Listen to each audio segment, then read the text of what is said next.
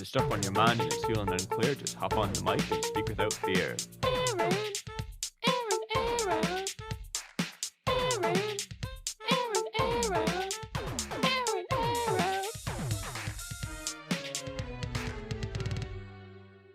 Let's air out. What's going on, you wacky and wonderful people? Oh, Mike on the stand. Who's the handsomest in the land? It's me, the host of Air Out. Aaron Brock is the handsomest in all the land of Waterloo. How's it going? The first podcast of November. What an exciting one it is. Whew, number 9. Almost to the big 1-0. We're almost double digits next week. That'll be exciting. I'm sure I'm going to have nothing planned for it. Nothing super exciting. This isn't a red herring. This is literally, I got no idea. It's been a busy day. It's been a very busy day. It's been a not so busy week, but it looks like things are starting to turn around over here. I hope you guys had an exciting Halloween, a good Halloween. I know most of you are my age, so I'm sure you just maybe got together with some friends, had a party. Maybe you dressed up as a pineapple, a bear, Jack Frost, a hype train, a knight. Maybe you didn't dress up at all. And you just had a friend over to spend the weekend in Waterloo. Chilly weekend though here. Didn't get up to anything too exciting on Halloween for us. No kids here. It's like our townhouse neighborhood. We didn't expect any kids anyways. I don't think there's a lot of kids living in this area. And also with all the construction going on, I don't think anyone's going door to door here. Plus, if I could use another excuse, our front light doesn't work. Our doorbell doesn't work. So it'd be just a real pain to have people constantly just banging on our door. Maybe we're home, maybe we're not. They never know. So Sunday was really just a Sunday. Nothing too exciting. This Halloween season was a different one for sure. A quiet one, a slow one. We're through it. And then of course on Monday was the big guy's birthday. The big guy being this feller right here. That was just on Monday, so I'm probably right now the youngest 27-year-old probably in the world. Gonna hold on to that record for a bit until someone else turns 27, but it's nice. It's very nice. I've learned a lot in my wisdom. I've gotten a job since. I was at work today, which we'll get into. But again, Monday was a normal, typical day. Nothing too exciting. I did put out that video on I think that was Tuesday. I released the video for my birthday, and I was feeling a little antsy at home. I went for a walk and I wanted to get out some more, so I decided to go for a drive and park my car in St. Jacobs and just talk to the camera for a bit. And that's what went out on Tuesday. If you saw it, if you're one of the 9 people who saw it, I did have fun editing that one. Because Tuesday I thought I was going to be working. We'll just get into this right now. Monday I was waking up okay, I'm probably going to get a call from UPS and I'm going to be working. And I did get a call from UPS. It was the dispatcher and he's like, hey, you're going to get a call from a driver. We paired you up. So probably around 10 or 11 he'll give you a call, tell you when he's picking you up, and you're good to go. And that call never came on Monday. So Tuesday, I'm expecting the same thing. Around 10 o'clock in the morning, did get a call from a driver. We chatted a bit. Seems like a nice guy. I texted him my address, and then we were going to figure out when he's going to pick me up and stuff like that. And then after sending him my address, he says, hey, you know what? You're actually not in my area. Well, I'll go back to UPS and tell them to sort you out. I think they gave me the wrong worker info.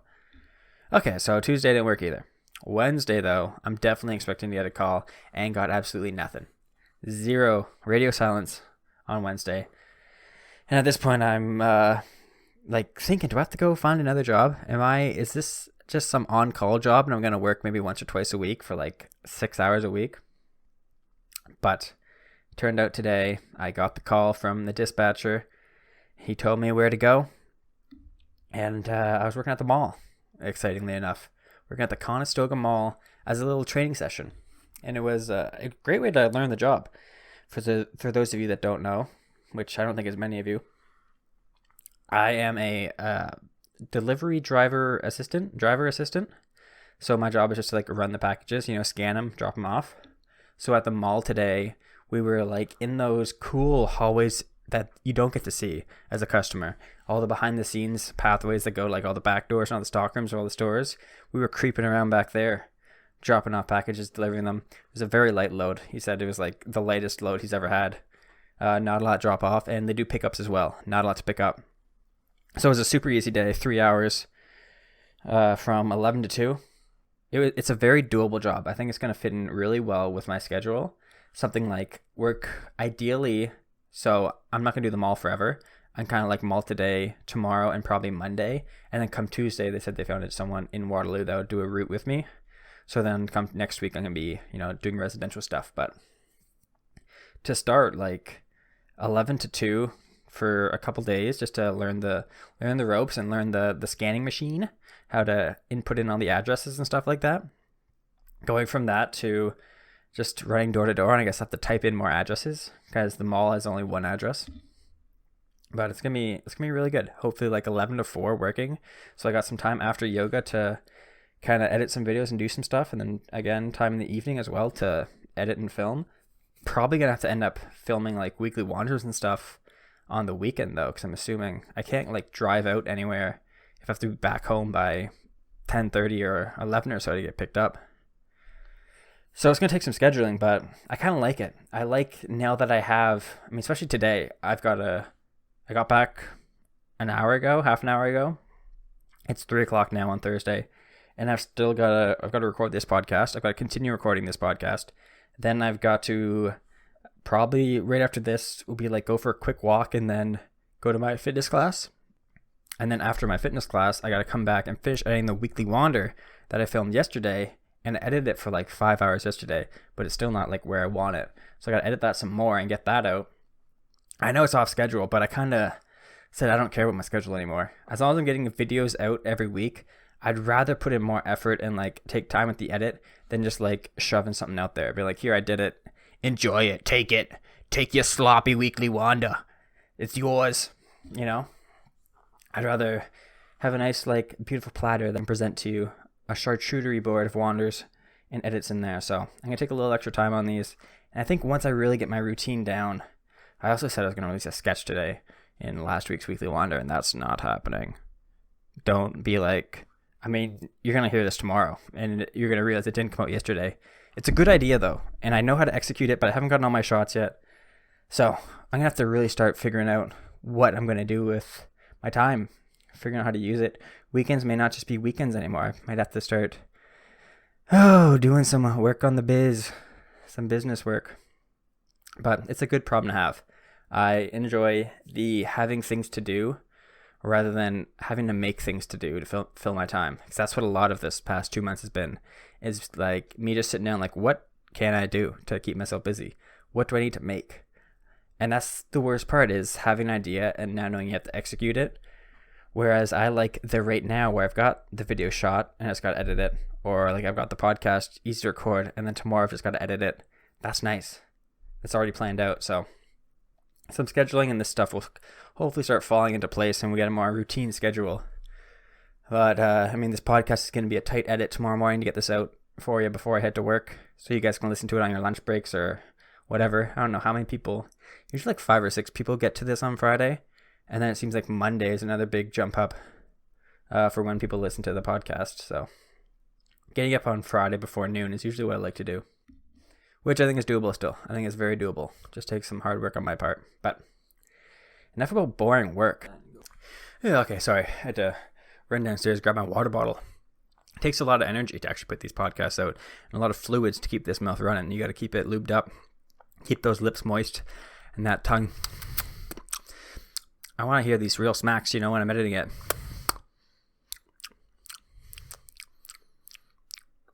What if it's just a podcast of lip smacks? I think that's like an ASMR thing. Which, that's a hell of a segue, Aaron. That's what I wanted to talk about in one of these episodes. And this is going to be the one. It's a little guilty pleasure of mine that I don't know if other people are into. But usually at night when I'm like winding down, getting ready for bed, and there's like that period of time where you're like, I should really go to bed, but I also don't want to. So you're on your phone scrolling, like there's nothing I want to watch, but going to sleep is just not an option.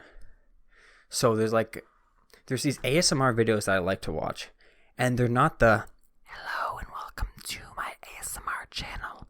They're not that. I really dislike those ones. They make me really uncomfortable. I hate the whispering in my ears, or like when they do like the left and right audio, like the barbershop thing, where like, hello, I'm over here, then I'm over here. And that wasn't going to be left and right because I don't know how to do that. But you catch my drift. I bet I could figure that out, actually. Let's try that. Let's try the barbershop. Ding, ding. Hello, I'm over on your left ear. But now I'm over on your right ear. And now I'm back on your left ear. We'll see if that worked out or if I'm just gonna cut that. But that kind of ordeal, the audio immersion ASMR, what does ASMR stand for? Let's figure that out right now. ASMR, Autonomous Sensory Meridian Response, which that still doesn't answer what ASMR is. It is a tingling sensation that typically begins on the scalp and moves down the back of the neck and upper spine. So it's like that, oh, I like that. Which I don't know if I feel that when I watch these videos, but the ASMR that gets me though is like other people being touched, like massage videos are like super relaxing for me.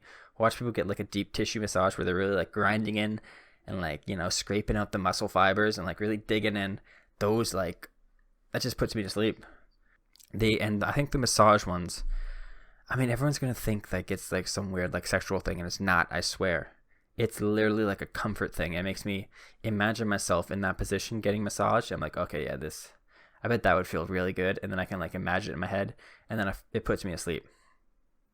But there's like, it then branches off from there. So if we're going just from massages, my favorite kind of like massage to watch is like head massage, and mainly like eye massages. It's like a lot of Indian guys are doing this for some reason. It's massages are big in India, I guess probably because you don't have to be licensed to do it. I'm assuming this is totally a fabrication. Like, I don't know if that's a fact or not, but I'm assuming the roadside like $2 Indonesian massage is not a licensed practitioner of massage therapy. That's just my assumption, but I don't know. Hey, I don't know the laws over there. Do they even have massage licenses over there? Or is that like some weird white thing that we do to protect ourselves?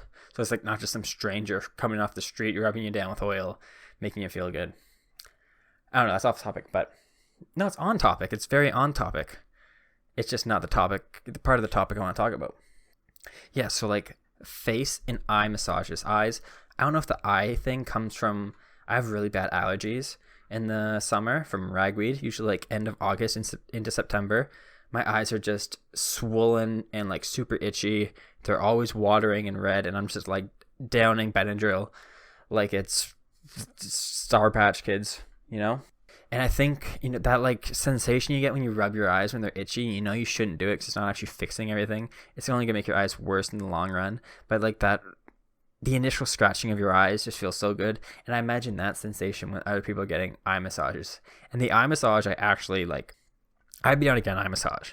I'd be very down to get an eye massage. The next thing I'm going to tell you about, not what I'm down for at all. And it's called an eye cleaning. This is branching off. So we went from ASMR massage to eye massages. This is another branch. We're going even deeper down the rabbit hole. This is how far I've gone. The eye cleaning, I think I just found this maybe last year. I think the eye massagers, I just got into last year as well too. It was like a stressful year, you know? You had to find some ways to relax, and mine was watching people get their eyes rubbed in a Indian barbershop. To each his own, though, you know? But I found the eye cleaning, which, this is something else. This is usually, it's all in Asia, like Asian people, you know, like, I know India's in Asia, but not Indian people, Asian people, Koreans, Chinese, Japanese, Cambodians, you know, all of them. They're always getting their eyes cleaned. And an eye cleaning is like in your eyelids, they got these little like a Q-tip but smaller. It's like imagine a toothpick, but the end of it's just like a little rounded and it's all steel. I don't know what, maybe I can find what the device is called. You can look it up. Eye cleaning device. Yeah, I looked it up. I can't even find what the device is called because you're not supposed to do this. Like your eyes clean themselves. So the idea that you have to go in and like, apparently what they're doing is they're scraping like the pores clear inside your eyelids and like cleaning your tear ducts. So they got this, you'll have to look it up. Look up like ASMR eye cleaning on YouTube. And it's like this little toothpick thing that they hold like a pen. And they'll go in that little nook in between your eye and your nose, that little hole, and like go in and like spin it around and clean it. And then they start working your eyelids. So they'll do that thing where they flip your eyelids. So they the toothpick flat across. I'm just gonna call it a toothpick. It's not a toothpick. It's steel. It's metal. They lay it flat and then flip your top eyelid over that and then flip open the bottom eyelid. And then they take this rounded end of the toothpick and like run it along the bottom of your eyelids and across the inside of your eyelid to, I guess, they say they're cleaning the tear ducts and cleaning out salt and dust that gets trapped in there.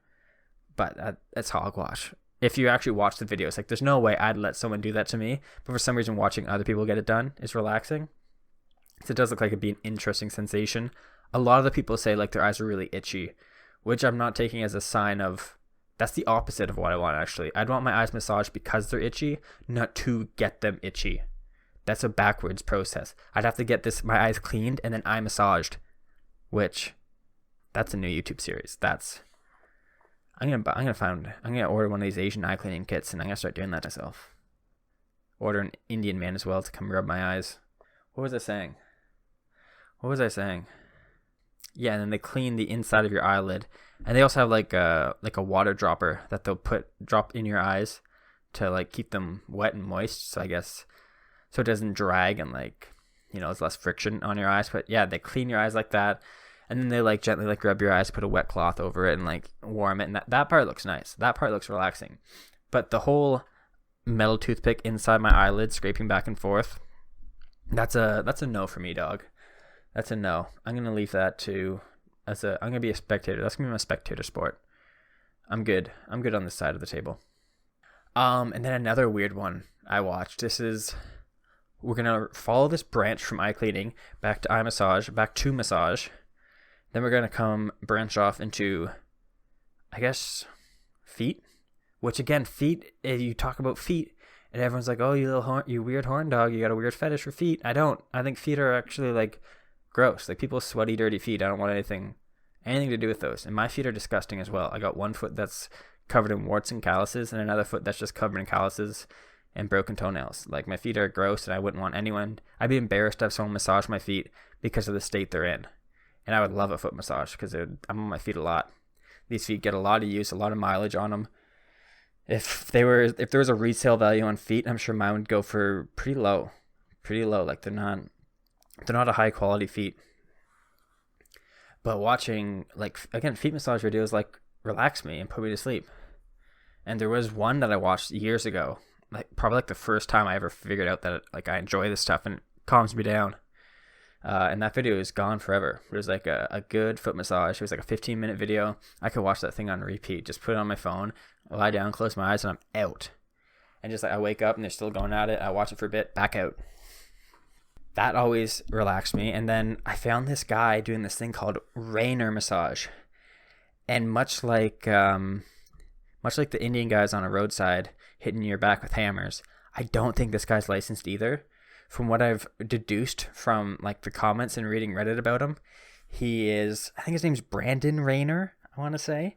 And he runs this like massage, reflexology kind of business. It seems like a pyramid scam because every one of his videos, he's in like a conference room with a bunch of just, I guess, like civilians who are there to take his course on Rainer massage. And then he's just going at it on people. And his whole thing is like, I think he gets off on like hurting people and like making people feel pain. He's also got terrible jokes, but so he does like feet massage, but he has this idea in his head that like all tension, I guess reflexology, if you don't know, is like your whole body and all your tension and stresses can be like traced back into like your hands and your feet. Like the nervous system is connected all the way through and stuff. So there's like parts of your feet that are connected to like your kidney or your livers. And if I push here, it should relax here, somewhere else in your body, you know? That's kind of the idea of reflexology. And he takes that and he's essentially like, I can fix everything in your body through your big toe. He's always spending time on the big toe. So first he's a big guy. He's a big dude. And he'll just like wrench on your big toe, wiggling it back. He'll like pull it forward, fold it down, pull it up. It's like, okay, that's a good range of motion. Then he'll start going left and right on it, like he's working an Atari joystick. And he's like, not getting a lot of motion in this direction. If you don't know, I don't think your toe's supposed to go left and right. He's like, it's very restricted here, so we got to loosen that up. Just tipping your toe, towards the outside of your foot, and then in towards your other toes. Which, when would you need that kind of motion? Like, I feel like that's when you get hammer toes and they point inwards, that's a bad thing. And he's like, let's loosen it up so we can get those hammers going. You're going to have 10 hammers when I'm done with them. So the handwork is what he always starts with. Just, yanking on your toes, bending them in ways you never thought imaginable. He's making like an origami swan out of your feet. And then when he's done with his hands and he can't do it anymore to get the finer stuff, he breaks out his massage tools, which are mostly just chopsticks. So he holds your toe in one hand, and then he's taking the edge of the chopstick and just like poking it into the end of your toe. Like not under your toenail, but like in that fleshy part of the toe right there. So, I mean, technically he could slip and get under your toenail, but he's like right there. And he's like, there's little like crystals in here, and I can break up these crystals. It's going to release that pain in your shoulder. And people are like howling. Howling? I was going to say hollering and howling. Howling in pain. He's like, just give me, 1 to 10. What's the pain scale? And every time they're like, 10, 10, 10. It's a 10. It's a 10. And he's like, okay, good. It's working. Good. Or he makes the same jokes every time. It's actually really frustrating. But he'll be like, okay, let me know if you feel anything. And then he'll do something and they'll scream in pain. And then he'll just be like, did you feel that? And he'll repeat that same joke like 6 times through the video. Because he hops around so much, he can just repeat his jokes. And these people that have been convinced that this is a real form of massage and like they're going to learn something, become licensed to practice Rainer massage. Like, I think they're like, I feel bad for them because I think they're desperate people and this is like an opportunity for them. And they're being swindled by this man who likes going at your toes with a chopstick, treating your big toe like a California roll. He's always seeing new people, so he's just repeating the same jokes to a new crowd. And like, they always laugh for some reason. But I guess maybe the first time it's kind of funny, but I guess I've seen it so many times it's not funny to me anymore. But that, I know it doesn't work. I know there's no way that what he's doing to people's feet is actually going to fix their bodies. And he works on like other parts with the same of force he does and that I described on his feet. He works that like all across their bodies. So he'll start at the feet, work up to like your shins and your calves, work up to your thigh. He'll like work your belly, your arms and shoulders, all just like using these meaty claws he's got for hands. He's like the guy's got to be 300 plus pounds, just a unit of a man. And he's just using all that strength to destroy crystals in your fingers and toes that he thinks are causing the pain in your spine. It's wild. It's crazy. I don't think there's a lot of people finding that stuff. Not a lot of people watching Rainer massage on YouTube that are having good chats about it. And I like to read the comments, and there's half the people are like, man, this is so cool. I would love to get this done. It'd help my back so much after I broke it 2 years ago, blah, blah, blah. And then half the people are like, this is bullshit. Like, there's no way this works. And then he's always in the comments like, you don't know what you're talking about, you idiot. I'm a professional and this works great. All my clients give me 10-star reviews. And he's like fighting people in the comments. It's a good show. It's a good thing to check out. So if you're looking for some weird guilty pleasures or something new to check out when you can't sleep at night, check out some eye cleaning or Rainer massage. I mean, there's some good. Those are like the weirdest scale of my my guilty pleasures of my ASMR relaxation. On like the lighter side of it, there's like this guy ASMR barber. He's this bald guy from, I want to say he's like Swedish or something. He's Italian. So there's the ASMR barber, and he is Italian. He's just bald guy that just goes around to, I guess, like worldwide. Not worldwide. The cheaper part of the world, India and like Asian countries, all those places. Mostly a lot of stuff in India though. And he's Italian, so he's like already over there. But every video he just gets massaged or like gets shaved or, stuff like that. And then he gets millions of views, and that's his job. His job is to get massaged. He doesn't talk in the videos. He doesn't say anything. He just goes in and says, today we're getting a head massage, and then it cuts to the massage for 15 minutes to like an hour. I stick to like the half-hour videos, though. I haven't watched the full hour. And then at the end of the video, he goes, thank you, and thanks the guy, and that's it. Like, it's the greatest job ever. He travels and gets massaged. I want to sign up for that. But I think it's way too expensive. There's like, in Canada, a massage is like $100, $200. Like it's a cost, but over there I'm sure it's like $5 or something, $5 to $10. It's crazy, absolutely nuts. And this other guy, Anil Kakmak. I don't know if that's how you pronounce it. I think he's Czech or something. Turkish. I don't know my European countries at all. I said the Italian was Swedish and the Czech was Czech and Turkey. I feel like that's not too bad. It's not too far apart. But he's this Turkish guy. He does this. He's a barber as well. That's really big in ASMR scene, it seems. And it seems like barbers in Europe and stuff like that, like massages and stuff, scalp massages and face massages are like pretty common as you're getting your haircut and stuff like that. So this Anil Kakmak guy, he does like haircuts and, you know, head and shoulders and arms massage, kind of, mostly head though.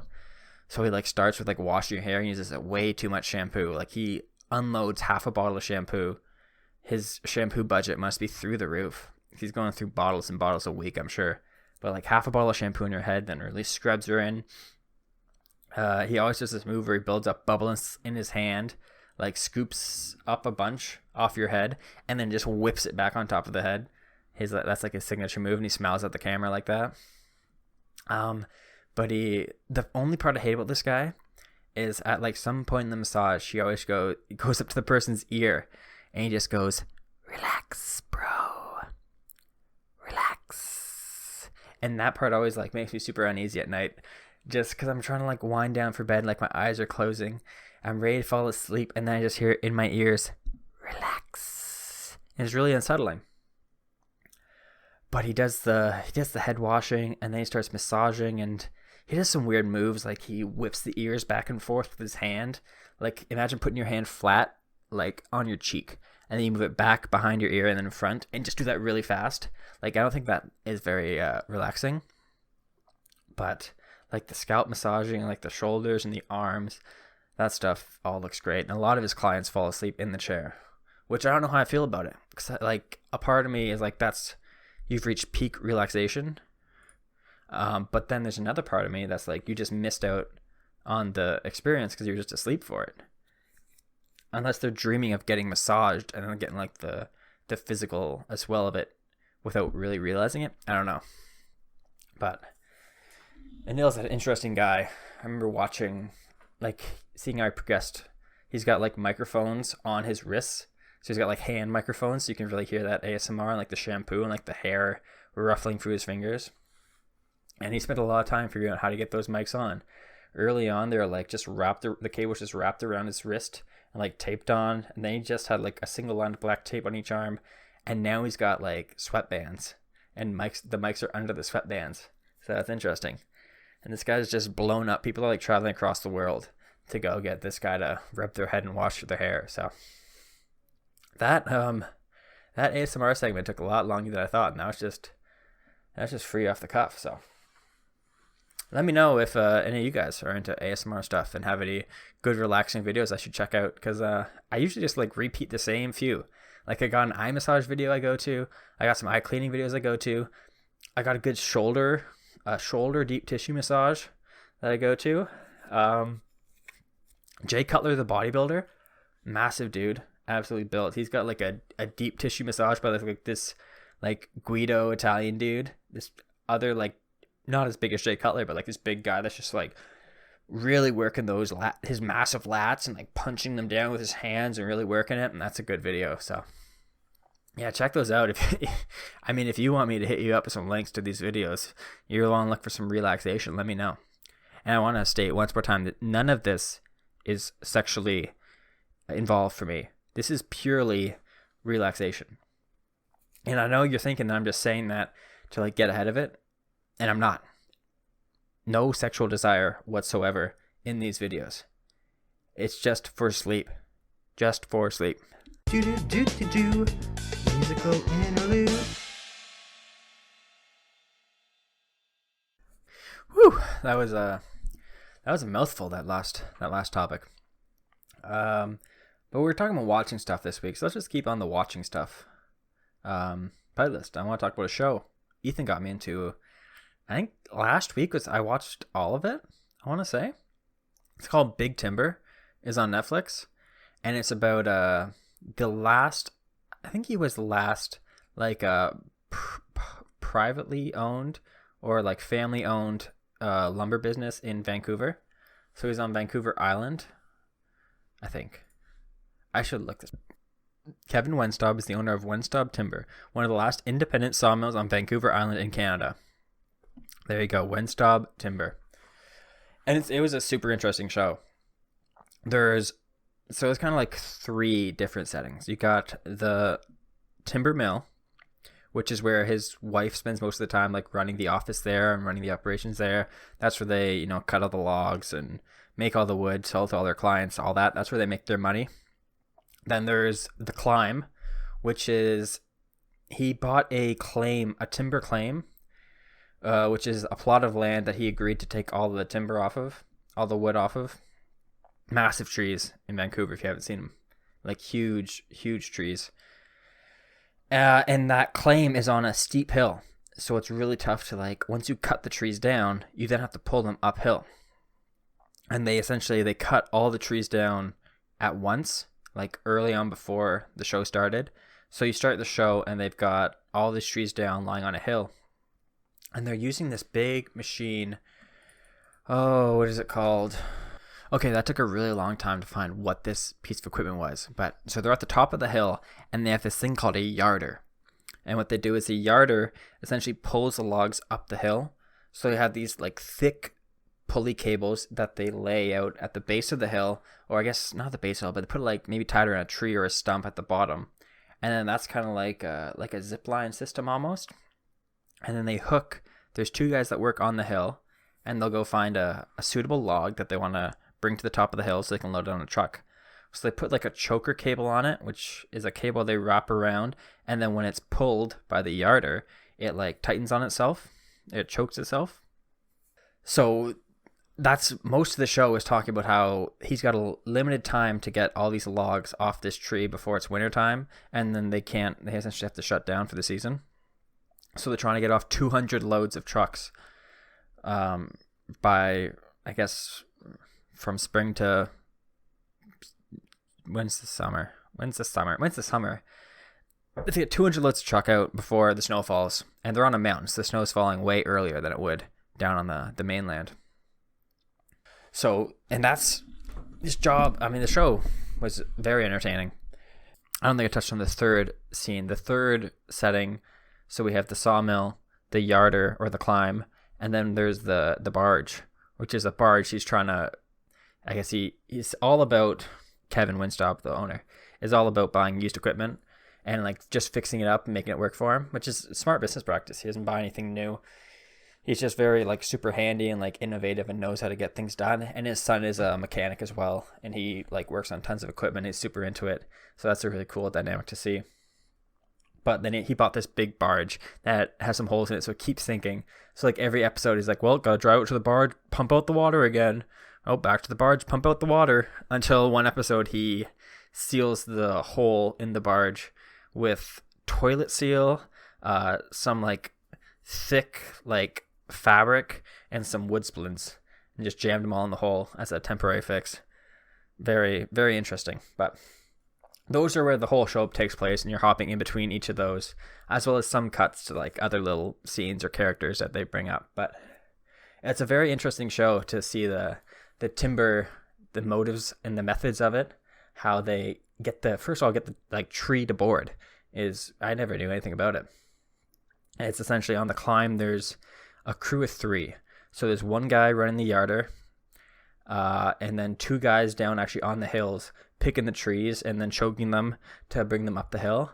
And it's not just a super simple practice of, okay, you got the tree choked, my job's done.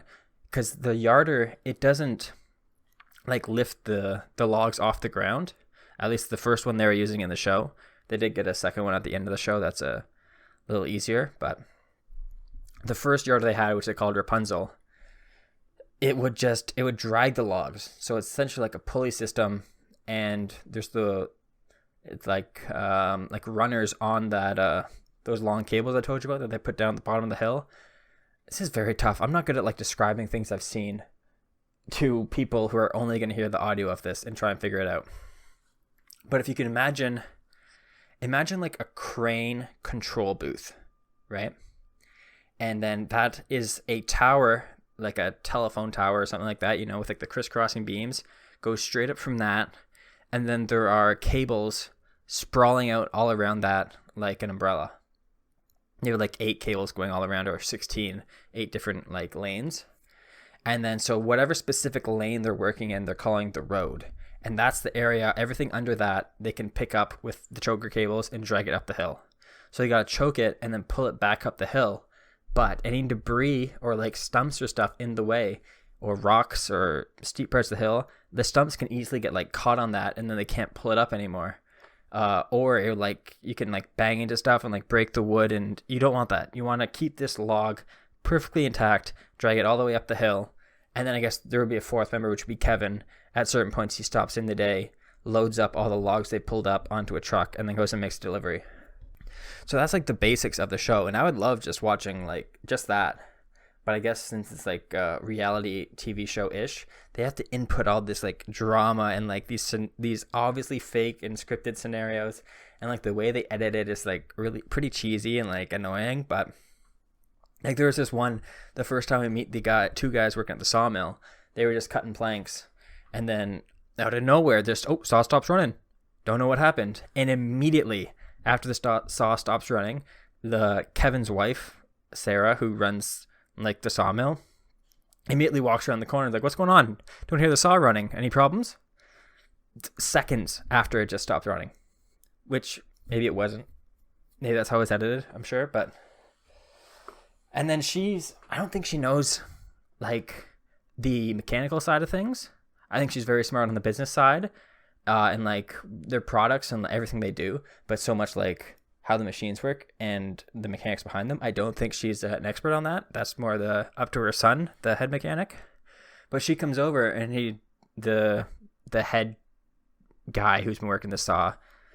Again, I'm bad at describing this story. There was 2 guys working the saw. One guy's like a year in, the other guy's a few years in. He's been there a while. So the guy's been there a few years. He's like talking to Sarah. He's like, yeah, the saw just stopped running. And she goes, well, I'm going to need you guys to step up and get this fixed and get it running, because we're losing money right now. And then she walks away. So what it looks like is that the saw stopped running. Sarah, who is sitting on the other side of the sawmill, hears the saw not running, sprints over to where the saw is, just to stop just before walking around the corner and walk around and go, hey, what's going on? And then just tell them, you guys need to fix this. You need to step up and fix this. As if they were just going to like walk away, like, day's done, that's it. And then the fix was they had to replace the solenoid, which was like unplug and plug in. And that was it. So it really came across as like the producers were like, hey, let's make a really simple problem that we can fix just for like a little spiciness, add a little salsa into this mud pie. And then there's a lot of stuff like that where it's just like little things that don't really make a lot of sense. I guess I'm going to spoil it. It's not like a spoiler. It's not going to ruin the show for you. But they get, at the end of the season, they get a new yarder, which is, rather than having to use these choke cables that I told you about, it's more like a claw game. So the same idea of the road, and like, there's everything under these 2 cables they have access to, because they can run the claw up and down those cables. And then the guys down on the hill really just have to like make sure there's no debris on top of it, so they can still grab it with the claw. And this claw actually like lifts them up, unlike the yarder that just drags them. But this new claw machine needs a new driver, because the typical guy they have, Greg, he tried to run it and he was just blasting it. I gotta take a shit. Oh, sorry again. Had to take a little bathroom break. I don't know why I'm apologizing. You're not even gonna know I was gone. I'm gonna edit that out. It's not like I left 5 minutes of blank space in while I went and took a greasy poop and just came back. You didn't even know. You didn't have to know I went to the bathroom and pooped. But you know now, and I'm going to keep this part in, because I want that kind of intimacy between us. I want you to know when I'm using the restroom and when I'm not, so you can kind of figure out my schedule, my routine, get to know me like a more personal level, Those who poo together live in Waterloo together. You know what they say. I don't know. Before we get back to Big Timber, though, it's just popped up as I was pooping. My pocket in my pants, my right pocket, on the inside, it has come disconnected from the pants, So like one side, the outside of the pocket is connected, but then the inside one that like makes the pocket has disconnected. So if I slide my hand in my pocket, there's still a pocket in there. How many times am I going to say pocket here? There's still a pocket in there, but there's also a big hole. So I keep putting my phone into my right pocket because I'm right-handed. And then I stand up and walk a little bit, or I'm already standing and I walk a little bit. And then I feel my phone on like my thigh and my knee, and my phone just slides down. And I've done it multiple times already since I ripped this pocket. And it's going to end up poorly one time. I'm going to not notice it, and something's going to slide all the way down my leg, out my pants, onto the ground. And I'm going to like forget my wallet somewhere and lose it. But these are like my favorite pants. So I got to figure out how to fix this pocket and sew them. Or maybe next time I'm home. Mom, can you sew my pants, please? I got to go home soon, actually, get my snow tires on. It was snowing today. It's snowing right now, actually. Maybe it's freezing rain, but it's snow-like. It's snowish. It's closer. It's closer to snow than rain is, so it's almost snow. But where were we before I excavated myself? We were talking big timber. Yeah. They got the claw yarder thingy, and the guy who ran the original yarder, Rapunzel, was named Greg. He's been with Kevin for a long time, but he couldn't operate this new claw machine. You know, he's not used to those. He used one like 25 years ago, and he took a trial run on this one, and he was just bashing up logs and destroying things. So they had to shut it down and bring in a new guy. And it was super awkward because Kevin's like, you know, I think I gotta let Greg go just for the business, and we gotta keep things running here. So it's nothing personal, but it's got to be done. And the way he fired him was like so weird on TV, because he just like brought him in for a day of work, but then he also brought in this new driver. So then the new driver is doing Greg's job, and Greg's just kind of like standing at the side watching, like, wow, look at this. And then Kevin's got after new guy brings up some logs and it's going well and smoothly, Kevin's like, okay, well, I got to go break the news to Greg now, let him know. So Greg's just like kind of alone, standing by the hill, kind of like looking down, you know. What could it be like? It's like something. It's like something, you know? And he's like looking over this vast hill, kind of looking pretty. And Kevin walks over and goes, hey, Greg, so you see we have this new guy here. And goes, yeah, someone's sitting in my machine. Kevin's like, yeah, well, we got a new plan. You're going to pack up Rapunzel and bring her down the hill so we can get ready to move her off this mountain. And then we'll call him Chuck. I don't think his name's Chuck. And then Chuck is going to continue working this climb for the rest of the season and next season. And Greg's just like, that sounds like a great plan, Kevin. So he clearly was fired off camera, or maybe he retired. But like the show's like, hey, let's make this the weirdest firing ever, and make Greg watch his own replacement and then lose his job after he cleans up his workspace. I don't know why. I mean, thinking about it now, I feel like it was probably Greg's last season. He was an older guy. His job the whole time was to sit in that yard or pull logs up, let logs down. Beep, beep, beep. He always honk the horn 3 times when you start in the yarder. You get used to that a lot. Beep, beep, beep. Beep, beep, beep. So I feel like he was like just leaving the show already. But then the show decided, well, he was leaving the company already, probably retired. But I feel like the show just made it so much more uncomfortable. They should have been like, hey, after 30 years with Wenstop Mill, Greg has decided to retire, and they brought in Chuck to take over the job. But instead they're like, hey, we're actually going to replace you, Greg, and you're fired. You're not let go. That's the same thing, isn't it? You're not retired. That one, yeah, it struck me weird. There's a lot of stuff like that in the show. That's just like scripted for an unnecessary reason. But overall, I give the show a watch. I'd give it a watch if you're looking for a nice reality show to kind of, maybe you learn something. That's what I kind of like about TV now. I got to take away something from it. The strict entertainment stuff is good, but I like to, feel like I gained something. I'm walking away from that show with something else. And I learned something about the lumber business in Vancouver Island.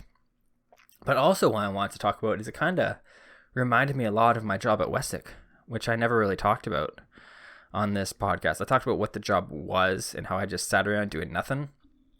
A lot of the times, unload the truck, talk to the drivers, and then do that for 17 hours. But just the whole atmosphere of the job, something Kevin said is the guy in the truck always has the biggest lunch bag. And that was so true. Greg, who sat in the yarder all day, has this massive lunch bag with him that he's just like mucking. He's sitting in probably AC or heat all the time, constantly. And at Wessex, there was, it was a 2-man crew usually. Myself was on the roadside truck unloading pump operator. And then we have a track operator. The tractor operator was Jason. And he spent the whole time the tractor after we lay out hose in the morning, which I don't know if I've ever talked about this part in the podcast before, but essentially imagine you have a square field. To lay out the hose, you want to lay it on a diagonal, so corner to corner. Usually you'll put the bucket in one corner, the bucket being the pump, where all the biosolids are sloshing around, and then kitty corner to that, diagonally across, you want to have the hose laid across. And then you can't drive over the hose. It's like it's an 8-inch. Yeah, and it was an 8-inch hose, and once it's filled with biosolid, like it's way too, you can't move that. It's like it's filled with concrete. It's way too heavy. So that's going down the middle, and then he's just zigzagging back and forth all the way down the field to cover the entire area. Usually starting at the bottom, then working up to the top, and then just the other side.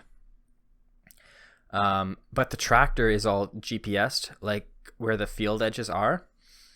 So all he has to do in the tractor is it automatically drives by itself at the correct speed for the application rate, because there are hoses in the back of the tractor, like on the tilling machines, you know, the ones that like dig underground and then you drag it and it like kind of pulls up in tracks. So it's tilling, and then behind the tilling, it's spraying straight down to the tracks it's making. And there's depending on like what the concentration of the biosolid is, you'd have to alter the speed of the tractor to make sure you're applying at the correct rate. So once he sets the speed of the tractor, all he has to do is turn around the tractor whenever it hits the end of a field, or whenever it's going to touch like the hose or something. So he just has to pull a 180, and the tractor beeps at him. So sometimes it could take him like an hour to do one line of the tractor. So he's just sitting there doing nothing for an hour. Then the tractor beeps at him, he pulls a Yui, and then it's just an hour back the other way. Super slow, super boring job. Like, I was always jealous of him, but at least I got some human interaction and could like walk around and stretch my legs and do stuff. He was just stuck sitting down for hours on end. If something went wrong, you'd have to get out and like get covered in poo and wrench stuff and fix stuff. Or if something went wrong, I'd have to walk all the way out the field, which would take forever, walking through like muddy biosolid, getting stuck in my boots, and I'm sinking in the ground, and it's cold out and it's snow out and I'm pissed off. Oh, but Jason always had the biggest lunch. The first day I showed up, he comes in with like a 20 pack of Timbits and like bags of chips. And I'm like, wow, this guy like bought like breakfast for everybody. That's so cool. And then we drive to the field, and then he gets in the tractor with all his Timbits and chips and sodas and everything. And he's like, oh yeah, that's my lunch. That's what I eat. The guy only eats sugar. He was anti-vegetable. Whenever he went to like fast food places, he'd get his burgers, no veggies or anything, nothing. He hated vegetables, never ate them. He's a skinny fat guy, so he wasn't like massively overweight, but the weight he did have was not good weight. It was all might just been pure fat. He's just like a mayonnaise jar sitting in a tractor. He's a mayonnaise jar in a tractor, eating Timbits. And every single day he got a box of Timbits, which, I mean, we were making pretty good money there. We had overtime pretty much every day. No, we didn't. He only got overtime after 44 hours, which sucked. So you'd only get your overtime by like Wednesday or Thursday usually. And then Friday's all overtime. I was the cheapest person there, and I was getting $18 an hour. So overtime would have been $27 an hour. He was probably making in 22 or something an hour, which means overtime he's getting 33 an hour. And then we do like 70 hours a week. So he was making good money. So like Timbits every morning. And then after work, I'd see him at the McDonald's drive-thru, or see him in McDonald's getting his burger, just burger and ketchup. Burger, cheese, ketchup, and that was it. He was very infant-like in his tasting. But yeah, he always had the biggest lunch bag. And he did the least amount of walking around. And seeing Kevin and stuff too, that always reminded me, like, the boss rolling up to the work site middle of the day. This is like episode 2, and the guys on the climb are just having like a shitty day. I'm not supposed to swear on this podcast, but I don't think anyone's going to tell an hour in. The guys are having a tough day. Like, all the logs they're pulling up are getting caught on stuff, and they're trying to blast through this stump that's really giving them hard work. And Kevin shows up right, like, as they're in the process of executing their plan to get past this cursed stump that's been giving them trouble all day. And Kevin immediately is like, no, we're not going to do it your way. Do it this way to fix it. And Coleman, who was Kevin's lead hand, the lead guy on the climb, is like, hey, you don't know what's going on. You haven't been here all day. Let me do it my way and fix this problem my way. And Kevin's like, no, you don't tell me what to do. You don't tell me I don't know what's going on. This is my business, and I'm here to make money, not hit stumps. So they had to do it Kevin's way, and they had a big spat, and they got in a big fight. But just that, the feeling of the boss always showing up the nice, clean pickup truck. And Kevin was not like my boss. Like, Kevin did work hard. He did a lot for the company, and like, you can tell he has a lot of passion for it and like really cares for the business. But like, my boss would always show up in his blazing white truck. He'd come out in like his clean jeans and his clean polo as I'm covered in biosolid and my nose is sniffling and I've got my jackets on and I'm freezing. My gloves are all torn to shreds, and you know, it's just I'm a mess. I've been sitting outside since 6 a.m. Got up at 4 a.m. to get there. Just miserable. And then he shows up and he's like, hey, maybe we could do this a little differently. Maybe we could, when you're doing the trucks, do this. And he's just like giving me advice or pointing things out to me. And then he's gone back in his truck, back to the office. And I always hated that. I hated that so much. The boss shows up just to like check on things, make his presence known, and then he's gone. And he would get to the office after us, and he was gone from the office when we got back. It was always so frustrating. Like, we're working all the hours, and he's getting all the credit. He's getting more pay. Yeah, it was tough. It was a tough job. I don't know if I've ever told this story to anyone, but one night I have pictures of this. Yeah, I have some pictures of this, but we're working in Oro, which is like a community north of Barrie. Oro Medonte, the Stones played there like 2 years ago in Burles Creek, which is crazy. They if you've heard of Boots and Hearts, they do Boots and Hearts up there, so it's like kind of that area. This was more I don't know if it's actually still is technically Oro, but it's like Horseshoe Oro-ish area up by Rainbow Valley Road, if anyone knows that. Sounds like a Mario Kart track. I love it. Rainbow Valley Road. But we're out in the middle of nowhere. It's probably September. So the sun was setting early. The sun was going down at like 7:30, maybe it went later than September. It wasn't too late in the night. I know that. It was early evening, and it was pitch black. There's no streetlights out there, no houses around. We're just in a field, and when the sun goes down, there's no other source of light. The pump I work at has a light on it that can turn on and kind of illuminate the immediate area. Maybe it's got like a 10-meter radius in front of the pump, but everything else outside that 10-meter radius, pitch black. I can't see anything. We have a hose reel. This massive hose reel that we use to lay the hose is sitting, I know, in the field, inside the field beside the pump, maybe 25-30 meters from where I'm sitting at the roadside. Because I unload all the trucks from the roadside. So I've got my camping chair set by the roadside, and I'm just bored out of my mind.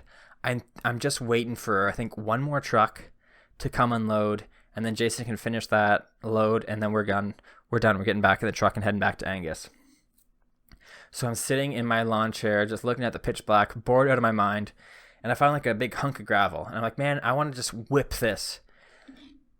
at the hose reel, just got a big steel side on it, and I was like, oh, if I hit it, it'll go ding, and it'll be like pretty satisfying to just, you know, throw it and make a noise. That's how boring this job was. I'd already been there. If this was 7 o'clock at night, I'd probably already been out there for a good 12 hours, not including the work at the yard beforehand or what work I have to do afterwards. So it was a long day. So I find a nice hefty piece of gravel on the ground, and I just give her an overhand toss, and I'm waiting for that ding, and I don't hear it. But what I do hear is, air clearly leaking out from somewhere. And I'm like, oh, shoot. Only one per episode. Oh, shoot. What have I done? What have I done? So I run over to the hose reel, and I flip on my phone light, and I flash it, and I find the piece of gravel down on the ground in front of the tire. And then on the tire, I find the stem, like that you used to inflate the tire, has broken off.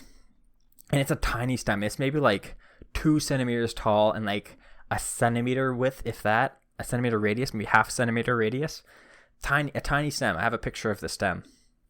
So I managed in pitch blackness to throw a piece of gravel and hit the smallest possible target on this hose reel, break it, and then deflate the tire. And I'm like, oh shit, what am I going to do? I know we're not using this hose reel tonight. So I'm like, I know what to do. I'm going to say absolutely nothing. Kept my mouth shut. Jason comes, he drives on the other side of the bucket, the opposite side that the hose reel's on, so he doesn't see the hose reel. And then we end up just like leaving for the night, and we're gone. And the next day, maybe it was the next day. I think this was on a Friday. So I think on the Saturday, our lead hand, whose name was Mike, he had to be out. He was out grabbing like some equipment or something at the pumps to get ready for Monday, just doing like a quick stop. And he texts me at home, and I'm like, he's like, hey, did something happen to the hose reel while you were laying out hose yesterday? And I'm like, no, what do you mean? What's wrong with it? And he goes, oh, the tire deflated. It's like in the middle of this field. I'm like, oh, what? That is crazy. I have no idea what happened. And he's like, oh yeah, that sucks. Well, we get someone out here to fix it on Monday. And then someone came out and fixed it on Monday. And unless anyone listens to this podcast now, no one will ever know that I deflated that tire with probably the greatest throw in human history. Like, you know when you throw a piece of paper into the garbage can from a long distance, you're like, yeah, that was sick. That was unreal. That's like a baby shot compared to what I did. The target I hit, and that factored into the fact that it was pitch blackness, so I had no idea where I was looking. I just happened to, on instinct, throw the perfect arc and speed of this piece of gravel and land it right on the stem of the tire just to deflate. It was like, I'm proud of myself. I'm not upset or embarrassed by it or like feel bad that I deflated their tire and made them spend money. They made so much money. I'm like, just wow, I'm so glad I can finally share this story. And I wish there was like a camera on the bucket that I could have like had like night vision and recorded it, just to not only see the throw, but to see my reaction when I don't hear my ding and just hear the like, so crazy. I have like some pictures, not of that field at night, but I do have pictures of a field we're working at night, and you can see like the pitch blackness outside of the radius. So maybe I'll have to figure out a way that I don't want to just post them on Instagram and be like, if you listen to my podcast, these pictures make sense. Because I don't like, I kind of over posting on my personal. I think I need to make a new Instagram and Facebook just for when I'm posting stuff, and just so I can keep in touch with my fans and not just my friends and fam, you know. Something for like yesterday when I didn't have time to finish editing the Weekly Wander. So say, hey, it's going to be out late, and now it's still going to be out even later tonight because I got to get home and finish editing it. I can at least tell you guys rather than just like having no communication out there and you guys don't know what's going on. Like, did he quit the Weekly Wander? Did he give up on YouTube? So I think that's if you would follow a Facebook or Instagram from me that's business related, let me know. Let me know if I should do it. You tell me how to run my social media. You guys do it for me. Man, that's about it for this episode though. This one felt really good. This one felt easy, even though I took multiple breaks in between to poo and drink. But I don't even think I have to dive into this diary today. I think we really crushed it. By the time I edit this, we're still gonna be at an hour probably. So wow, good for me. Good for me. We're gonna figure out the schedule though with the new job going ahead, and I'm enjoying the editing much more now.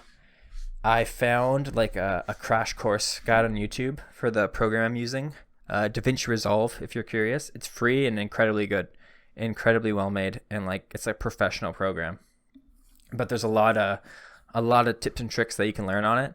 And my way of like learning a program is to just dive into it and start doing it and like figuring out I want to do what I want my own way.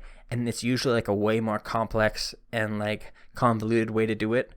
Whereas these like tutorials on YouTube are like, hey, if you want to do this, you can just click this button instead of doing these 9 steps.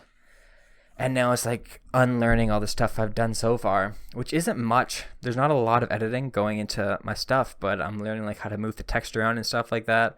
I haven't even gotten into color correction or like the sound editing and that, but yeah, I got a lot to learn on that. So I've been watching those tutorials, watch a couple a day to kind of build my knowledge, and then keep pumping out videos one at a time. It's a real heavy flow you guys got to keep up with. I don't know how you keep track of that subscription box filling up with my 2 videos a week. One of them a podcast you already listened to, but there'll be more coming.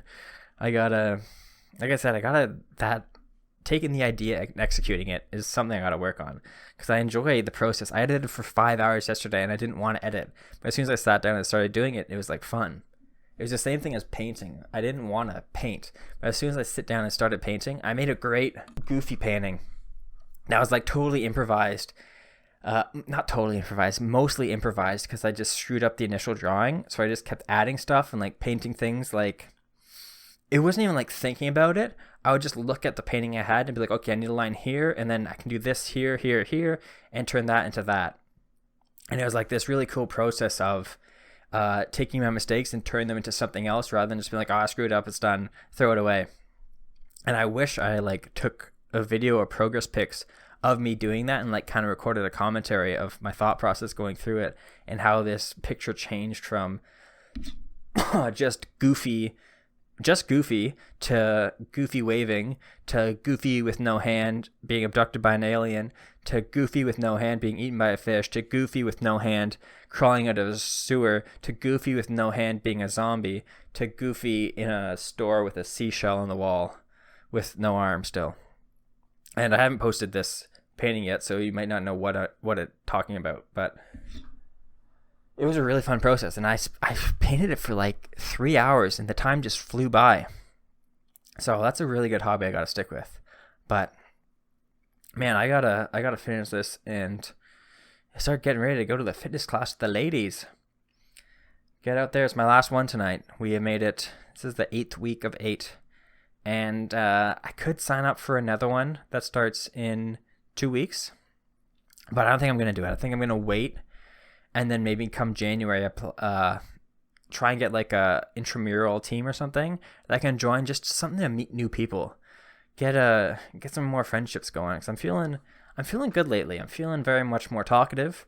The guy I was working with today, I felt really good about our conversation, and like I felt really relaxed and positive, and like I wasn't really thinking about what I had to say. I was just kind of like talking.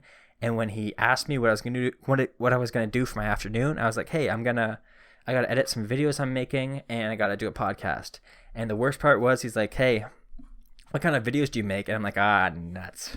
I hate this question, because I got like, how do I describe a weekly wander? I do a vlog where I walk around a forest and then I tell you facts about it. But I only started doing the facts thing lately. Usually I just walk around a forest and just ramble. And then I cut it home and edit it, and then I put it out, and my friends watch it, and that's it. But I did say like, oh yeah, my friends and I are filming some comedy videos to put out and stuff like that. So, but you know what? I was scared. I was always scared to like tell people what I'm doing, because of some idea in my head that like if they don't approve of it, therefore I cannot do it anymore.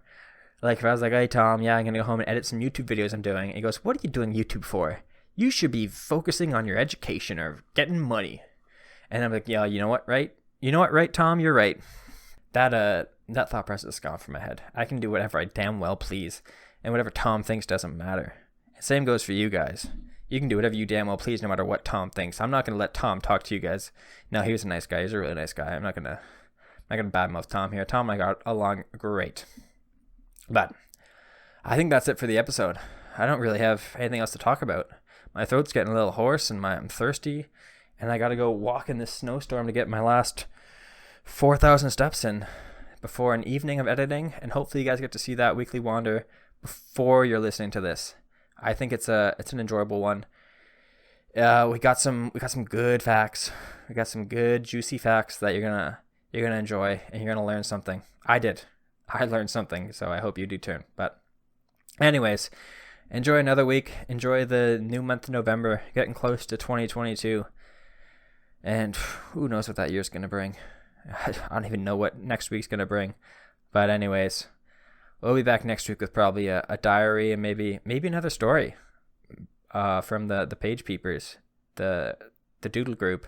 I don't think I gave them a name last year. Those are my friend group that we wrote the story with last year, though. Maybe another one of those diary entry. Maybe I think of more work stories or something like that. But maybe I have a juicy UPS story. Maybe I stop saying maybe and I end the episode. Have a good one, guys. Take it easy. Hey, you did a great job listening to this podcast, and I really think you're going to do a great job again next week. So be sure to tune in to Air In, Air Out every Friday on Spotify, Google, and Apple. Also, find me on YouTube at Aaron the Brock. Take it easy, folks.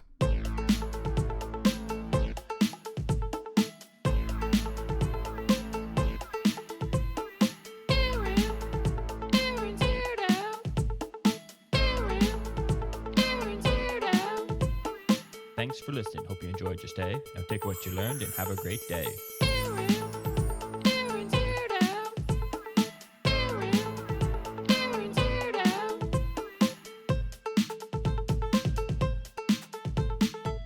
Damn, it feels good to air out.